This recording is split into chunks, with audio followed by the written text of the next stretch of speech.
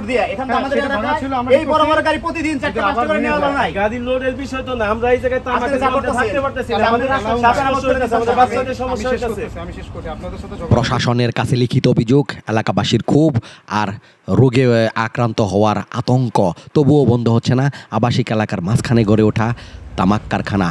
তামাকের তীব্র গন্ধ, সারাদিনের শব্দ দূষণ আর স্বাস্থ্য ঝুঁকিতে অতিষ্ঠ এলাকাবাসী। অভিযোগ করেও মিলছে না সমাধান। তাহলে প্রশ্ন উঠেছে, কি করছে প্রশাসন? কবে নেওয়া হবে কার্যকর ব্যবস্থা? আর এই পরিস্থিতি নিয়ে কি বলছেন ক্ষুব্ধ এলাকাবাসী?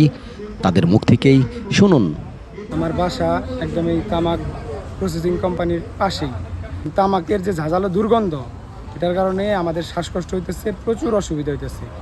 এরা উচ্চ শব্দযুক্ত জেনারেটর চালায়, উচ্চ শব্দযুক্ত মেশিনপত্র চালায়, যেগুলির কারণে শব্দ দূষণ এবং তীব্র বায়ু দূষণের কারণে আমাদের খুবই অসুবিধা হইতেছে। আমরা এ ব্যাপারে পরিবেশ অধিদপ্তরকে অবগত করছি, উপজেলা নির্বাহী অফিসারকে অবগত করছি দরখাস্তের মাধ্যমে এবং পৌর প্রশাসককেও জানাইছি, কিন্তু এরা এখন পর্যন্ত কোনো ব্যবস্থা এরা নেয় নাই। বরং এদের যদি আমরা কোনো কিছু বলতে যাই যে এদের কারণে আমাদের অসুবিধা হতেছে, এরা আমাদের হুমকি প্রদান করে।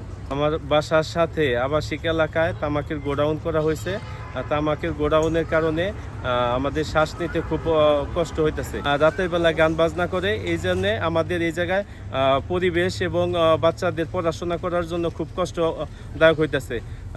এই আমাদের গ্রাম, আমরা স্থানীয় এখানকার এই গ্রামের পাশে একদম আবাসিক এলাকায় তামাক ফ্যাক্টরি করা হয়েছে। এখানে শ্বাস নেওয়া কষ্ট, তামাকের প্রচুর দুর্গন্ধ। এলাকাবাসীদের অভিযোগের সত্যতা জানতে ঘটনাস্থলে গেলে কারখানায় থাকা লোকজন ক্ষিপ্ত হয়ে ওঠে। ভিডিও করতে দেওয়া হয়, নানা ধরনের বাধা। আর প্রশাসনকে ম্যানেজ করেই নাকি এখানে করা হয়েছে তামাকের এই কারখানা, এই কথাগুলো বলতে থাকেন তারা। সত্যি কি তাই? এখন শুধু অপেক্ষার পালা। প্রশাসন ব্যবস্থা না নিলেই মিলবে অনেকটাই তাদের এই দাপটের যোগসূত্র।